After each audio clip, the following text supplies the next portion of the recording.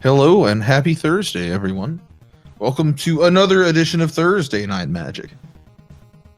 I'm Clifford, as always. Joining with me tonight is the Seawolf One. Seawolf, how are you this lovely evening? Not bad, not bad. I was I actually didn't play Magic all day. I forgot to play tonight. And they said, "Hey, talk instead." So here we are. So I will vicariously enjoy my Magic. That's perfectly fine. The first game we have for everyone tonight is Levon Firestorm versus Raikou Rider. I'm going to tell them that it's okay to get started, and we're going to get started with Magic.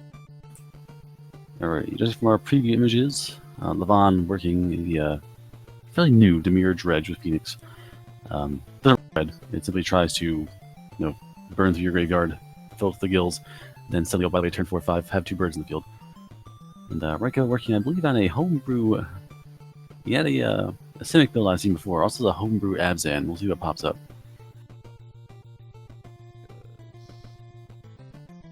I've given them the go-ahead and hit the button.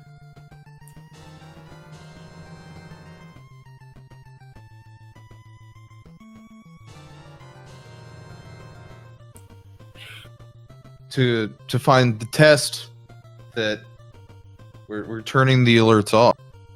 Mm-hmm. Let's add new buttons. Maybe.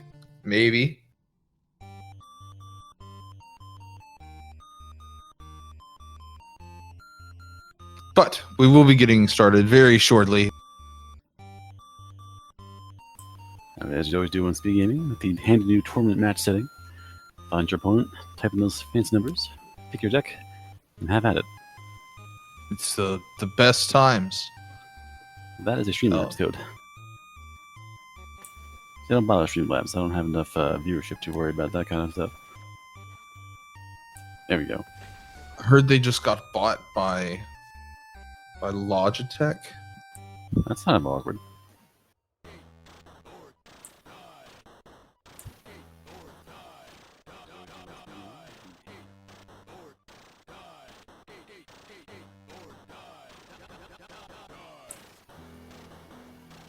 You'll mismatch. Now, funny thing about the MTGA client still, it doesn't remember your last chosen settings. So if you ever do a match and hit a button, it will reset back to basic, not tournament. Yes, every time. Still got eye out the kinks on that one. It's still a beta. Soon. I just want Brawl. When Brawl gets here, then everything will be happy. I've been studiously working in the back about a cool league for Brawl, a speed gaming instant speed Brawl league. I won't lie, I'm all for Brawl. I just have not thought of any decks for it.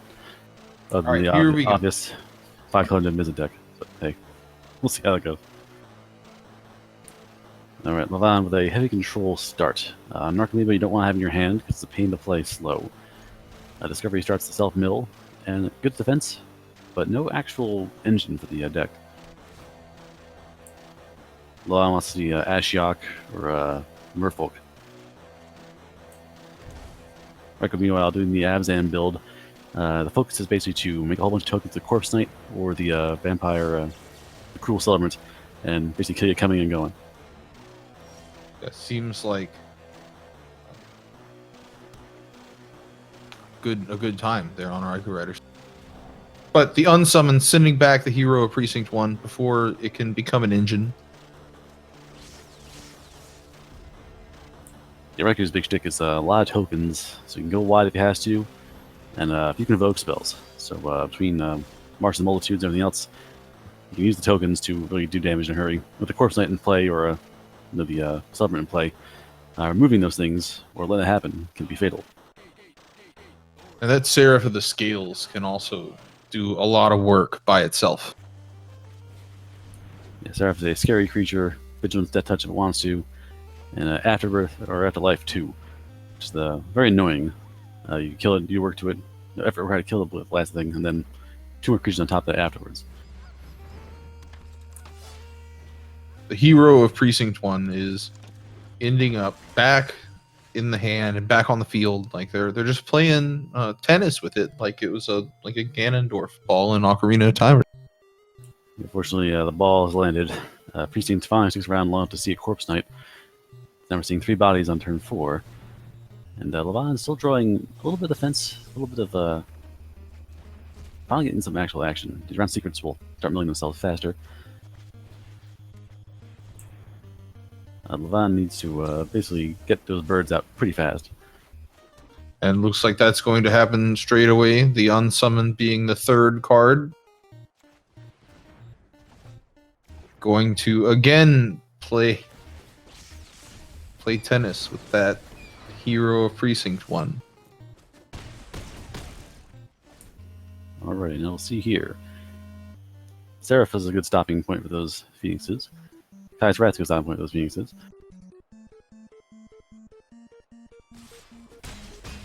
Raiko resists the urge to first main Kai's Wrath, gets 3 damage, and finishes the job. That extra damage is always something that could be important.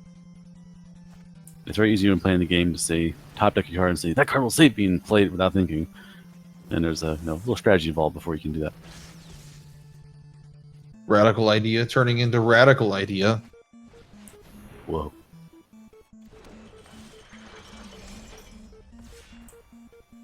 Alright, so Levon, again, the problem now with Levon's deck is that all the 1-drop spells are gone. So all these spells coming out are 2 drops. So to basically revive the Phoenixes, you need to keep things going. Oh, and the Creeping Chill. Draining for 3 when it goes to the graveyard from the library. Which in Archimede as well, once milled properly, will play itself for free. You see a few oddball things happen where it's, deck has some passive defense, passive blockers in the air, passive, basically Kaya's, or not, both the Kaya, player to player only, but it's a swing of 3 life both ways. Mission Briefing will, very clever spell in this deck because your graveyard's usually huge, so you have a huge repertoire of spells in your graveyard. And Mission Briefing can fetch anyone. But whatever you would like to play is perfectly fine. Here comes the bird. In this case, it's another unsummon to get rid of the blocker so the birds can fly in. Right in the rough spot here. 5 life. So 1 flying angel can stop enough damage to survive 1 turn, barring any tricks that Levon can draw with the other radical idea. That is true.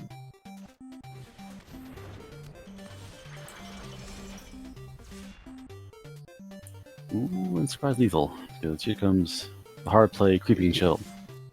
A very creeping chill.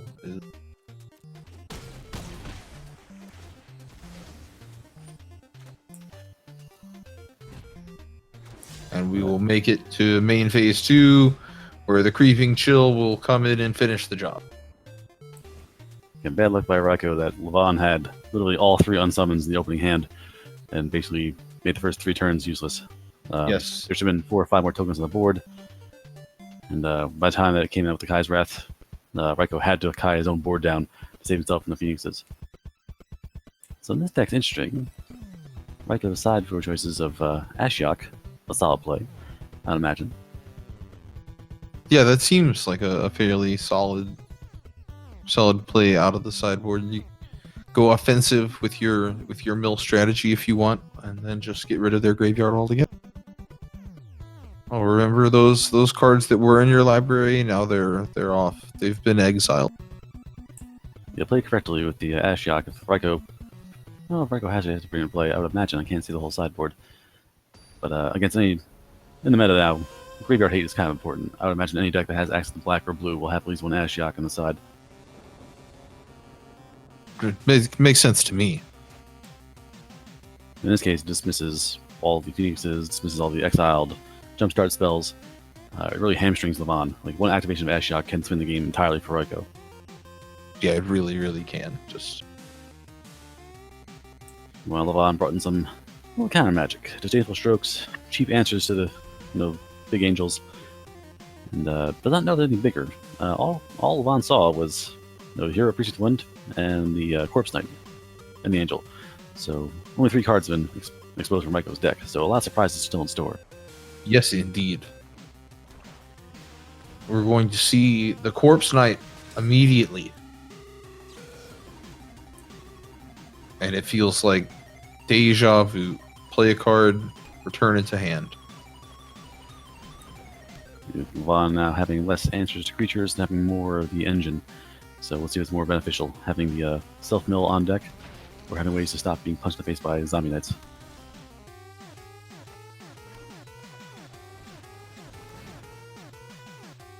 Ooh, 1, 2, 4. You're going to see 10 cards go into the graveyard now for Levon. That's a hefty chunk. Almost as efficient as a Glimpse the Unthinkable. I love that spell. It's so great. I got back to Magic years ago for Kamigawa, Ravnica, and Time Spiral, and my first Ravnica pack was a foil Glimpse. Oh, I spent the entire block making mill decks and drove my local meta nuts because they all get creatures. Huh? I don't care. I'm gonna play Solitaire and see if you run out of cards before I do. And Traumatized Twin Cast was the thing back then. That was a thing back then. Oh man, I laughed really hard.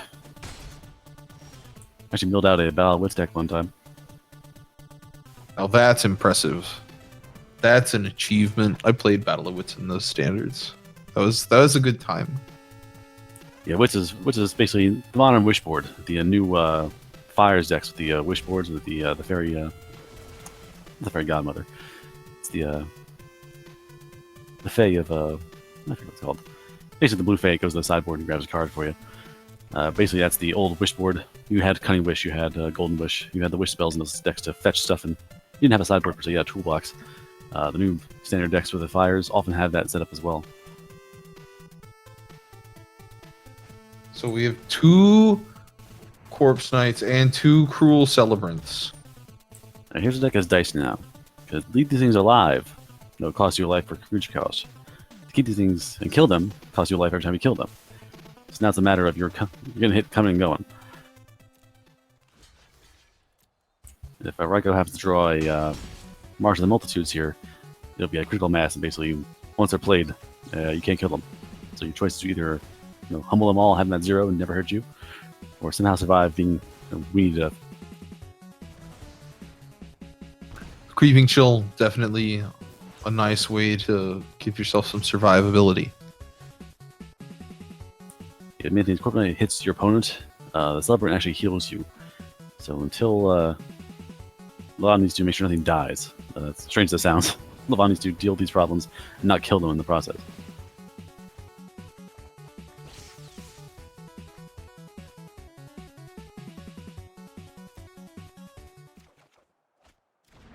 Doesn't want to draw that Narcomoeba. I can go to the bottom. Yeah, for all this milling, Algernon points out in the chat, only 1 Phoenix is needed to the graveyard so far. So Levon's down to, I think, below half their deck size. But honestly, 1 would be enough. 1 Phoenix, a swing for the Narcomoeba with haste, and quite possibly, a Creeping Chill show up.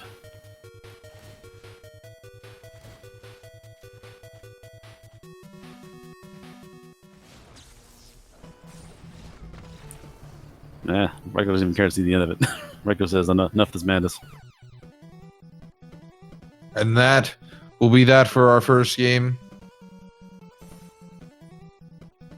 Alright. Levon's Phoenixes that didn't quite show up to take it 2-0. That should there. Boom, we have the 2. There you have it. And I've actually played Ryko's deck a bit times, so definitely, when it goes off in a hurry. Ryko didn't have the game 2. If Ryko had that March of the Multitudes they had in game 1, that'd have been a real quick swing. All right, so up next we're going to have Algernon versus Claris. So 1 second while we get that. Right, Algernon known for all kinds of decks, so I can't guess what's going to happen next. And I've not seen the preview screens yet, so I cannot venture what happens next. Let's hope beyond hope there was no Golos here.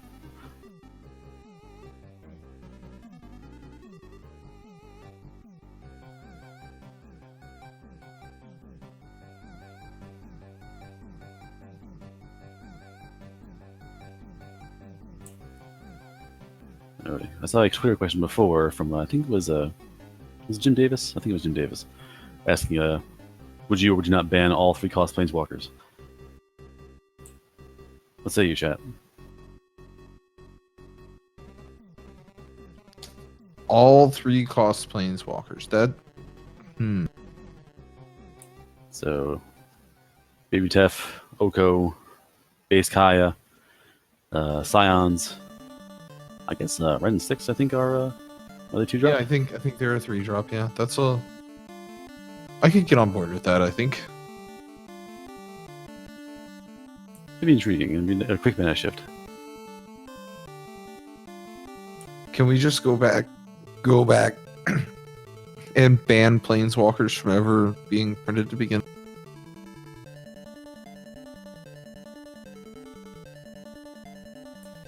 That's funny because I still have somewhere in my room my 4th edition rulebook. In the very back of it, there's a glossary section, and one of the questions asked was, "Will there ever be planeswalker cards?" And it's like, no, they are far too powerful. You'll never see a planeswalker limited to card form. That was 25 years ago, and times have changed. And here we go. We have mono red. Mono red with the life stage. There's 2 variants of mono red out right now. Some have more creatures, some have life stage for more gas. Both have Torbrand because Torbrand's a beast.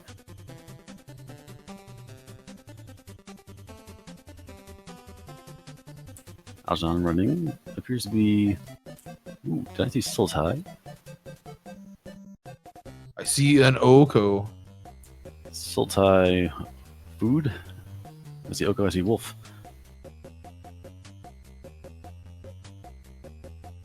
You know what they say about Oko? Just the one hit and you're knocked out. It's Oh dear. Now it might be Cavalcade, except for the fact that Torbran kind of slows down Cavalcade. Actually, I'm lying. Torbran makes Cavalcade into a murder machine. It's turn sideways and do 40. yeah, it's pretty ridiculous.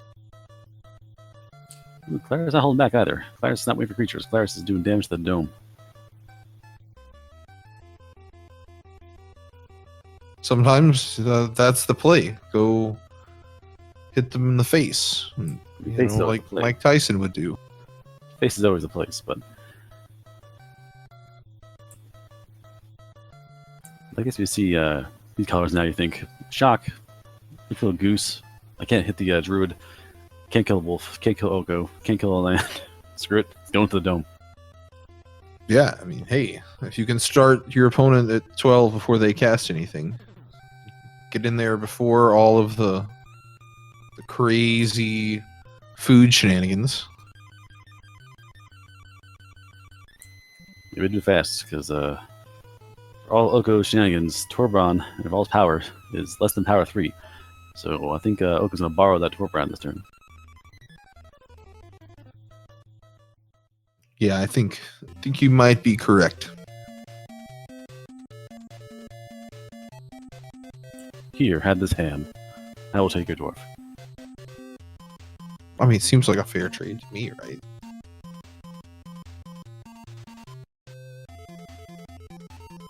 And I feel really, really awful, except for the fact Claris has another Torbran in hand.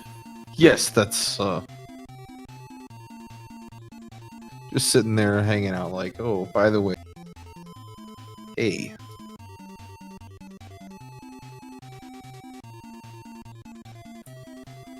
Now pondering, do I swing with my friend here and kill Oko?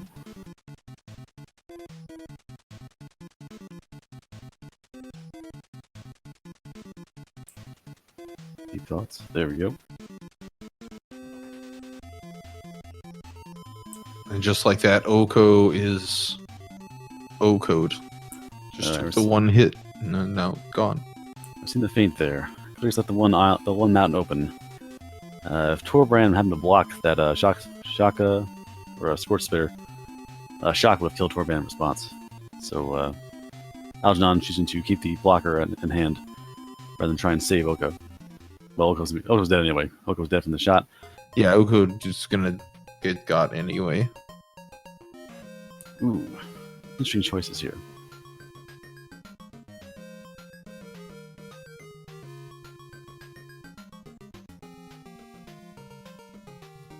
A giant. That's a giant, right? Now, Large and in charge. I really, really like all of the adventure cards. Really, the adventure cards are really, really good gas. They're all 2-for-1s if you play them in sequence. Like split cards are always great because you get the variety and the extra power in your deck. Being able to cast both splits, it's ridiculous. it is ridiculous.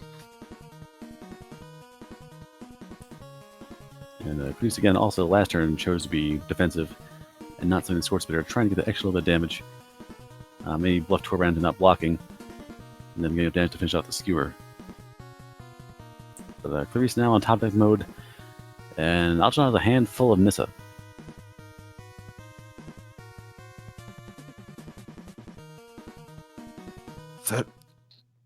That is a lot of Nissa.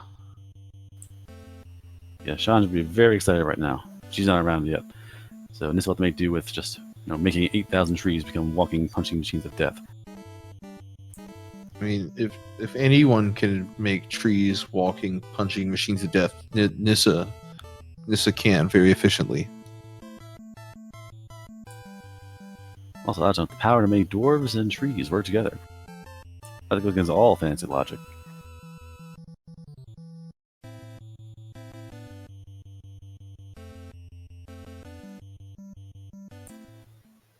Now to the mono red problem. Mono red has won tournaments. Mono red is very powerful and effective. Mono red is a problem if you survive past turn 5. You probably might have an issue. Yes, mono red is it's a classic. We see 1 damage. The Clarice's job now is to survive until I draw 1 more burn spell. The double pump to trade. Do you show your hand? No, you do not show your hand yet. No, with 9 mana, you can hang out and just wait, and if you have to, full price. Let's see. Algernon decides let's go full crazy and make double Nissa land action here.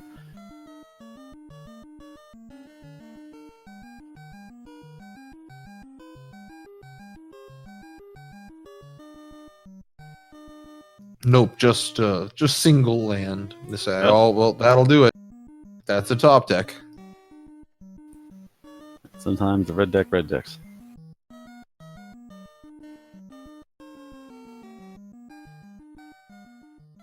Alrighty, mono red has the interesting sideboard choices. Stopping life gain, fuel with fire, wiping other weenies, and Chandra. Tybalt, who stops life gain. Chandra, who makes other control decks cry. And see the full list now. This is not actually a cavalcade list.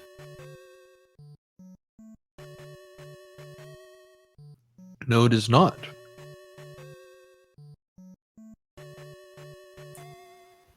Algernon sideboard. Let's see.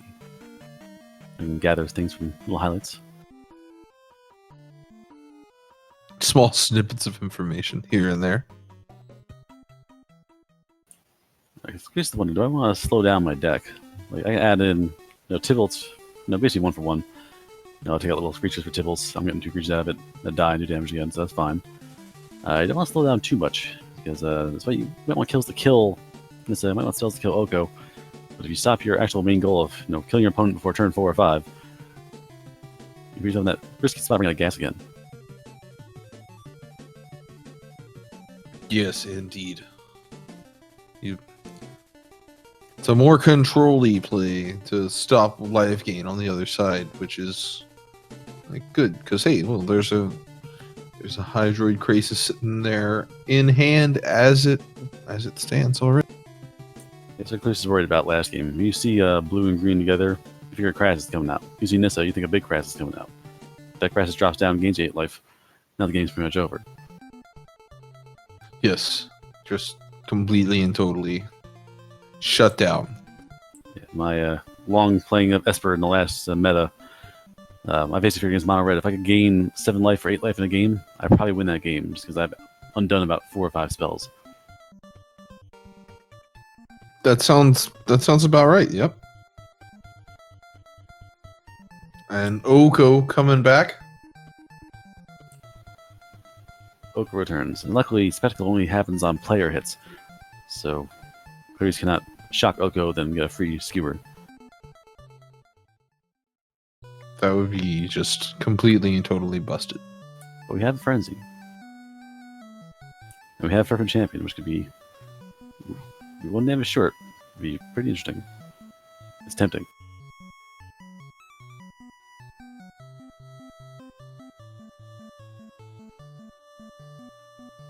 It is tempting. And we're gonna see Oko getting burned down. One lone token counter. Alright, the big dog shows up. Yeah, What was I I've gonna been here say? the whole time. You know, the whole time. How did I miss that giant dog? On the internet, no one knows you're a dog. That wolf is so good, though. Come in, just fight whatever it needs to fight. It looks crazy to Oko, because if you Goose turn 2, or Goose 1, Oko 2, Wolf 3, suddenly you have a, you kill the other opponent's creature probably down the board, and suddenly you have a basically immortal blocker that just gets bigger and bigger every turn as Oko keeps throwing hams at it. So I'll tap at the end of my turn and give him a 4/4, and then indestructible, and a 5/5. Like, oh, you're gonna kill it in response? Another hand goes to it. Now it's 6/6. Yep, that sounds. Yep. So nothing includes the deck now. One more health in that wolf, other than being indestructible on command. One more health in that wolf will take it out of range of any one burn spell. Let's sideboard in, Sundering Strike.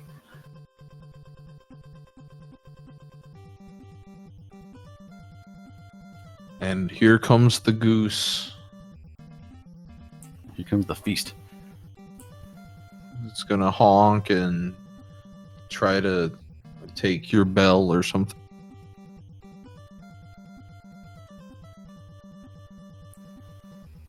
Right, Oh, and the problem. double land off the top. Oh no. So Frenzy runs out of gas there. Frenzy's an incredible gas engine. It keeps you use spells until you draw 2 lands. That's horrible to see. You never want to see that. That's why the old Mono Red decks ran the Chandra, so if you draw a land, you can try and throw it out of the way and get out of the way. New regulator in M20 that lets you try and pitch and throw lands away. Ooh, this goes full food, doesn't it? So I don't know if that Savvy Hunter was main deck, but this deck has a whole lot of food in it. There is a lot makes of food. And a makes lot of red- stuff to do with the food, too. Yeah, it makes Red cry, because the Goose survives most burn spells. The Wolf cannot be killed at this point. Card draw of the Hunter. And oh, by the Wolf way, is all beyond Yeah. death at this point. And if all that fails, you can just simply eat the food. And every time you skew the critics, no, nom nom. Let me just eat this delicious feast. He's trying to get some kind of control of the game back by stopping the card draw.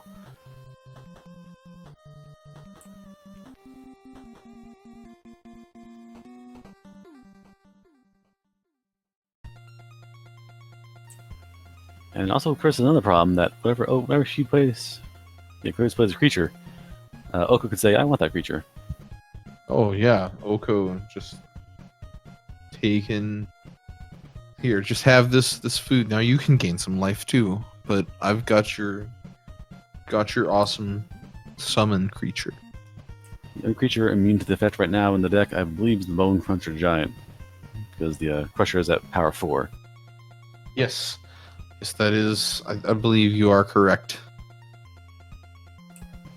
Oko channels his inner D&D powers and makes a dire goose.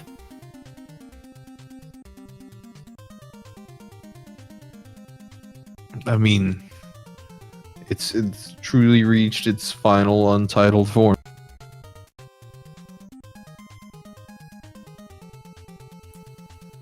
Paris is going right to the dome. Trying to draw 4 straight Slaying Fires. Just keep throwing them. I mean, whatever you can do. Alright, game 3 is on. You're going to see a game 3. It's all matter of stabilizing. If Algernon can stabilize with more than like 7 or 8 health, they stand a pretty good chance of winning the game just based on the value of their cards. If they get to like 4 or 5 and then stop the tide, you're basically a top deck or 2 away from being killed out of the blue.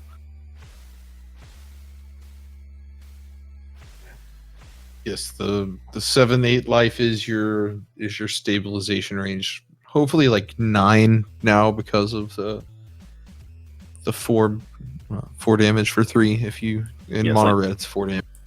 Yes, Lane 5 was the "We are sorry the Goblin Chamberlain is going away. Please take this spell." Yes, here is your prize for losing Lightning Strike and Chain Whirler. Here you And we took away your funny little goblin that blows himself up. We took away your Chain Whirler. We got rid of your 2 damage, 3 damage spell. Take this 4 damage spell.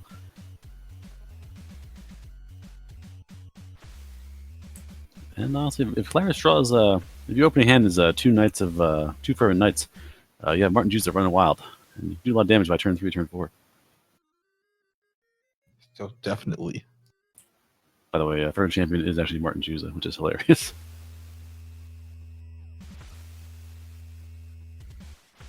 Alright, so the hand. Algernon has the Druids. The hand is safe. And the Druid does survive. It's a hexproof, which basically means I'm a Llanowar elf that will get 1 use before anything bad happens. Druid, the happiest card in the world that Chain Whirler is gone. Oh, there are so many of all the Manadorks out there. The Druid is the happiest, because having hexproof meant nothing when the board gets wiped for 1. And we're going to see a Fervent Champion swinging in with the Scourge Spitter this turn. Alright, so we're seeing turn 3 now. 7 damage done. Algernon says, "Hey, how am I going to stop the tide here? Shall I make a Hunter? A big 3/3 butt? Shall I bring an Oko down? Shall I not tap my Druid and make sure that I have 2 blockers, if I so desire?" Sometimes the blockers are important. In this instance, yeah, they're probably kind of important. Oh, yeah. Wipe the board or take 6. And seeing the hand that Claris has, the game might end next upkeep.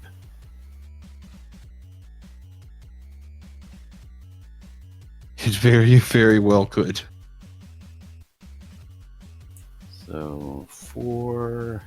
Wow. Yeah, no, that's 10 to the dome. And Claris or Algernon's not aware of this, but Algernon needs to eat that food right now. Surprised oh well, we're gonna see the Murder Strider. I'm kind of surprised we didn't see Oko just take the Torbran.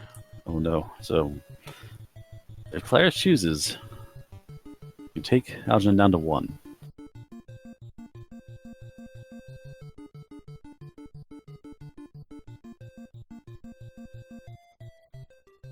Now they say mono red takes no brains to play. This is where you have to decide. Like, if I play the spells in the wrong order, I'll probably get outclassed and lose in 4 or 5 turns. Yeah, this is where you really have to think.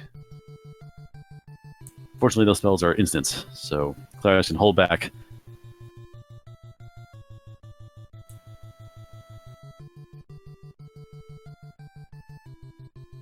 Now forcing the hand. I'd imagine Algernon probably wanted to play Oko and do a little mess around. Now you're forced to almost have to play Actually, I wanted to land to play a druid and a blocker. Now you have to play the Murderous Rider to get lifelink back. And honestly, swing out, shock the rider on the first strike damage. Lifelink wouldn't even matter. That would kill you. That would be a win right there.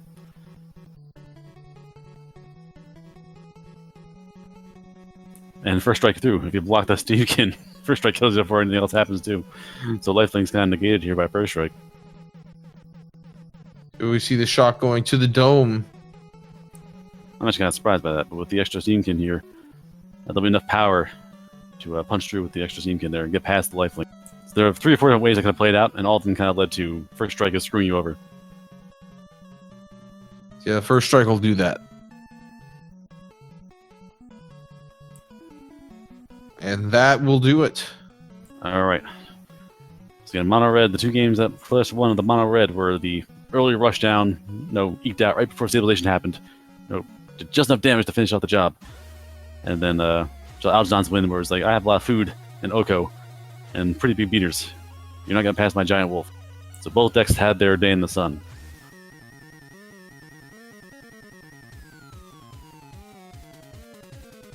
All right. So next on the docket here, looking at my long list of things, we have Rogue Link versus Raikou Rider. Raikou Rider coming. All right. Will Raikou bring out the Simic Flash, or will Raikou go back to the Abzan? I don't know. I guess we'll find out very soon. And Rogue Link is Rogue Link, so it'll be some weird aggro Mardu spam, and we'll see what happens. That sounds about 100% correct.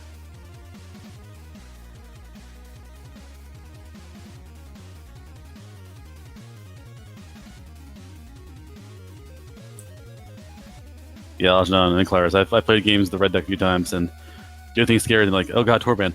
I stole it, I killed it, oh thank god, it's over. I'm safe, next turn. Another Torban. Oh no! yeah, that was... I had 3 in my hand one time. My first one got countered, second one got stolen, third one appeared and still won the game.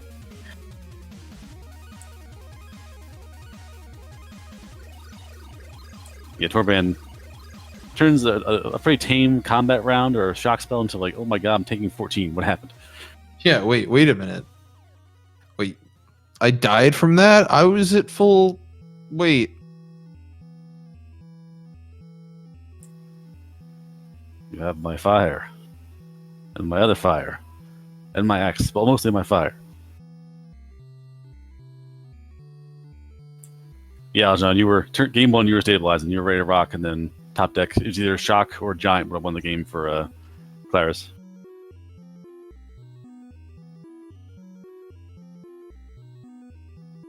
All right, so look at all those knights. They're gone now, but we can see them for a second.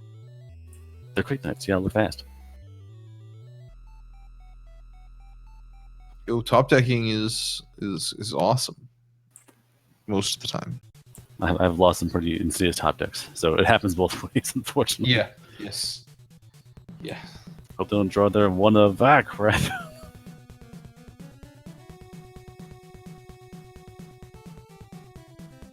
Alrighty, Mardu Knights for Rogue Link. And ooh, might just be plain old green stomp for Raikou.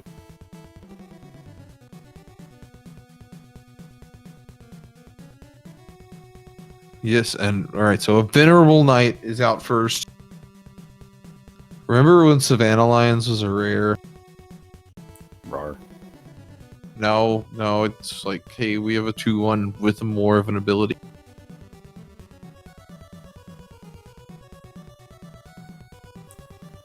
Modern Magic, you can't get away with. Who was that? Kamigawa had the 2. Had the dog. I think it was a 3/1 vigilance for like 1. It was legendary. Oh yeah, no, it was a 2/2, 2/2 for 1. Isamar. Yeah, it's the Hound of Conda. Dirty dog. So Rogue Link has a small army on the board, while instead there was a Vanilla Hydra coming down. A Vanilla Hydra? A Voracious Hydra. Words are... So you filled the mana crunch a bit. Not getting the black mana or the third mana. So we are selling with Army little dudes. Army Oh, of small things. Hey, the imposing veteran comes in and is a nice lord for night. And suddenly there's blue mana. Interesting.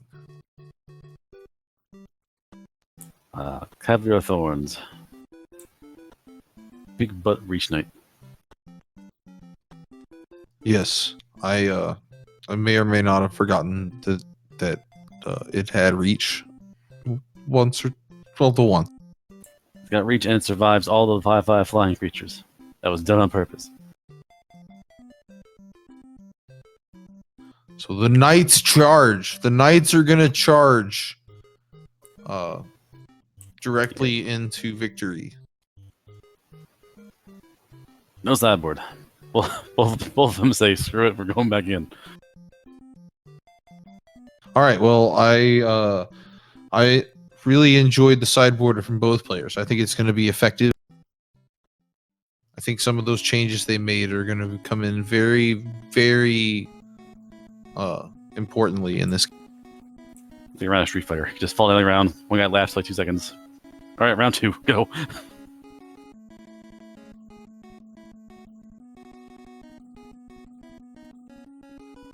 It's almost similar play for Roguelink, but this time instead of having the enchantment and the buff knight, Roguelink has combat tricks and the angry dwarf knight.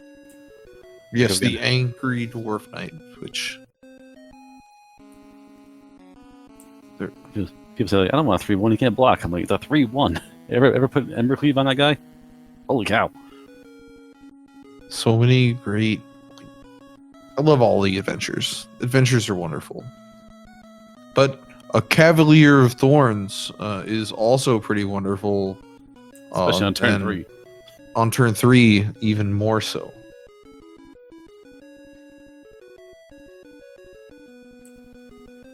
Really trying to match up some value here. Sends in the now invincible Vigilant Knights.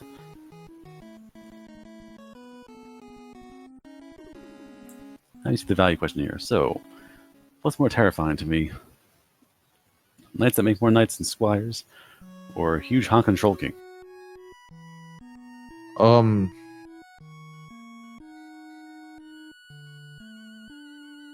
That's a good question. Now, I think I the large troll king is probably a little scarier in this situation. Now, in this deck, I'm trying to rack my brain. Barring any kind of jail spell, I don't think Roguelink can.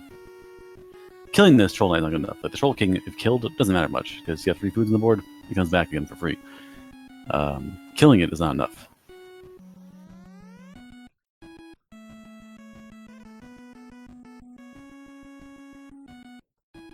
Roguelink trying to do the plus, but couldn't. Was one short of being able to kill the king. At least trying to kill the king the first time. Alright, we're seeing here Nissa making more lands, more beaters coming in. Nissa being Nissa. That'd be nice turn when Nissa casts a 14 X equals 14 Crassus. Yes, that's going to be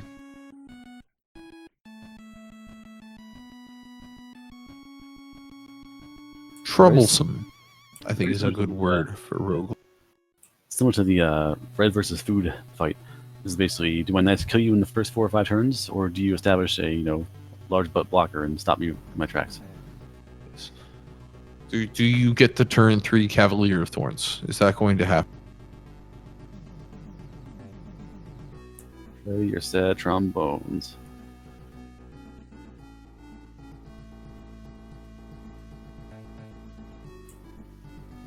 Now, Rogue's at the head of not making sideboards. I wonder if Rogue has a sideboard to use. I would, with it going as quickly as it did, I would be surprised if Roguelink did in fact have a sideboard. But we'll find out, probably. Barring something drastic, we're probably going to a game 3 here, if I had to guess. Indeed.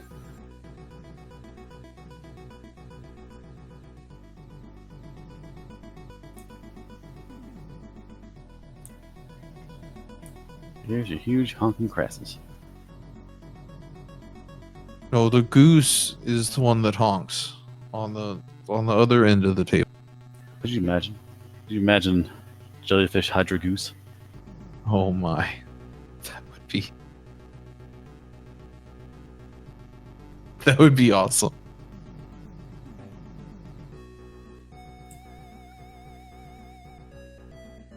All right, we're seeing the double block.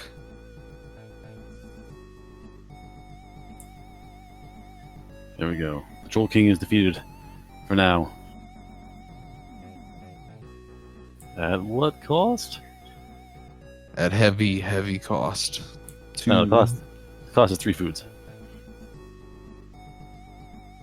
Well, it also costs two nights and an adventure. That's kind of like food. I guess, like to a troll.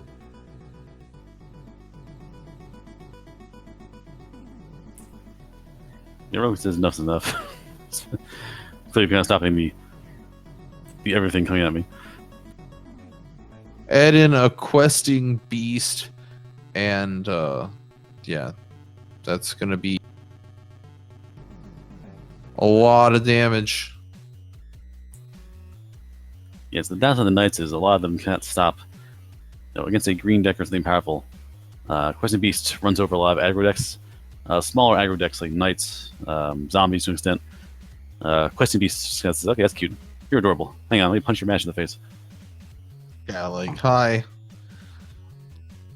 You're cute down there. Let me walk right over you, and you can't do anything about it. Rothing drawing awful opening hands. Moles to 5. And again, Nothing like the mulligan to 5 to start things off. That's just the best feeling. The mana's not working out.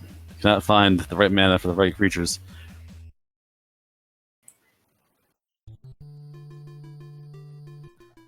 Needs to hopefully find a mountain or a sacred foundry. We're praying not to draw any black mana cards because we're going to pitch the swamp. That's one of their down 5s.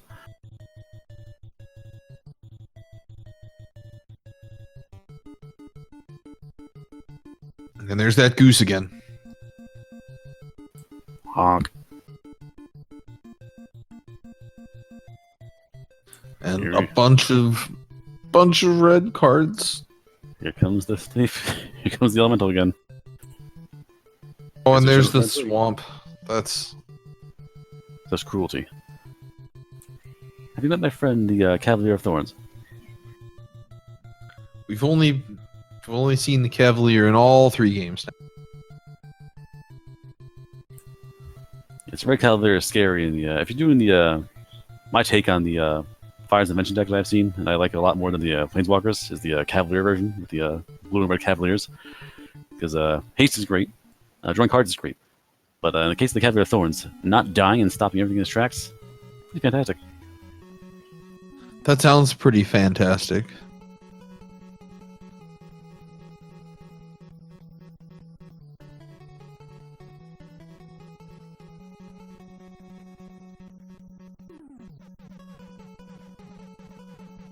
So we see the tactician on Roguelink's side. I can hold him back here. I mean, 2-0 attackers is not a big deal. And Cavalier of Thorns is stopping everything from getting through. Roguelink really being held back by the lack of red mana. Yes, Roguelink stuck with just white and black mana, and Raikou Rider content to have a 5/6 blocker that just sits there. And Nissa. And next turn, Giant Hydra. This is going to come down and facilitate the very large, very voracious Hydra that will surely be seen next turn. We're seeing now. Oh, I guess we could see it now.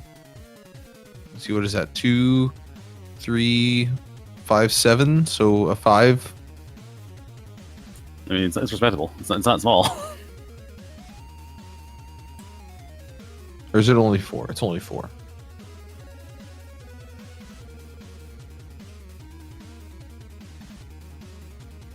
Oh, right. The goose doesn't have a food to. Yeah, never mind. I know what I'm. It's only 3. Math is math. Behold, the red mana.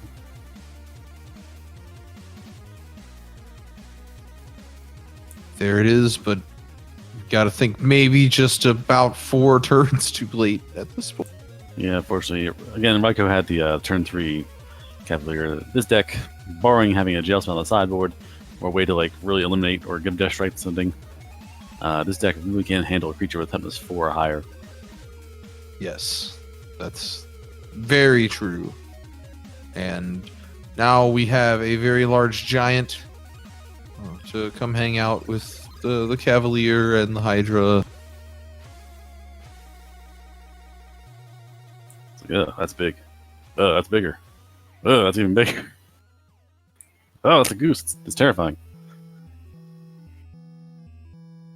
It's a metal goose. Run away. Oh, armored goose. Can you imagine? Goose barding. Goose barding. Oh my. That sounds just terrifying. Remember that Twitter post a few months back? It's like, oh man, these dinosaurs have feathers. They look so wimpy. Like, that was like birds. Who's afraid of birds? I think me and PJ still in his ears. So I'm like, have you ever been attacked by a goose before? Let alone an ostrich or something nasty. Something. I've seen Hitchcock's The Birds. I've seen that movie. It's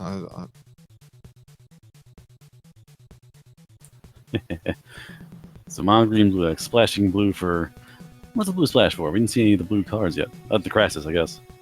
I mean, it's the Yeah. old Guilds of Ravnica Bullet Crassus format. yeah, hey, mono green Crassus. Let's do it. All right, and that we'll do it. Ryko Rider will take the match 2-1.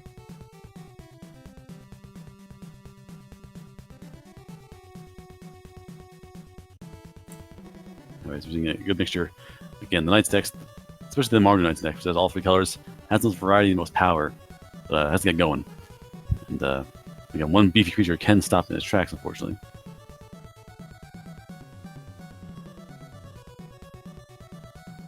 Well, all right, I believe now at this point that is going to bring us to the end of another Thursday Night Magic.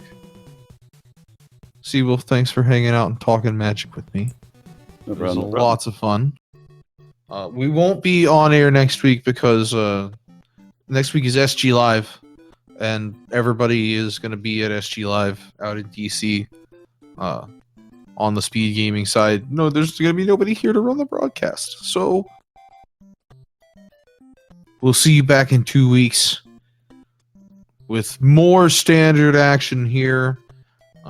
And just wait. As soon as we get Brawl, I'm working on these rules. I'm refining them. I'm getting them better and better every day.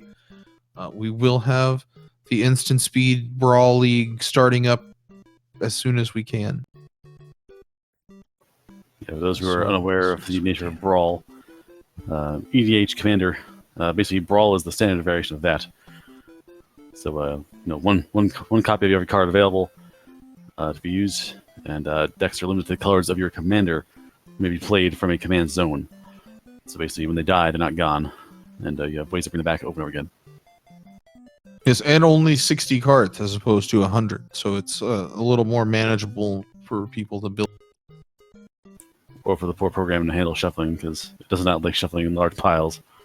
No, it does not.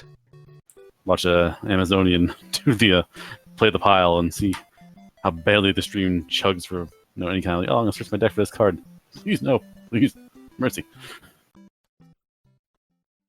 But yeah, thanks everybody for hanging out and watching. We'll be back in 2 weeks. Next week, Speed Gaming Live is going to start, and everybody should watch Speed Gaming Live. There's going to be infinite tournaments going on. Not infinite, like 11. All at the same time. We're going to get the 3 big ones shown here on the channels most of the time. There's going to be a marathon happening. Going to be all sorts of fun times.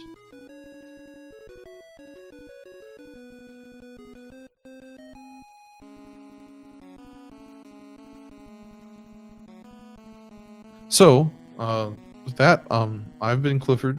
Seawolf, do you have any final thoughts for the folks at home? When we get back, there might be some cards missing. So, yeah, if you like your Golas, maybe play it while you can, because something might happen to it in a few days. Oh yeah, yeah. And stay tuned. I'm sure we'll be talking about that in the Discord. Also, join the Discord if you haven't. There's all sorts of fun things happen there. Get the community roll. Play on Wednesday nights, Thursday nights with us. Yeah. So thanks everybody. Seawolf, thank you, and everyone have a great night. And yeah, we'll see you soon. Bye, everybody.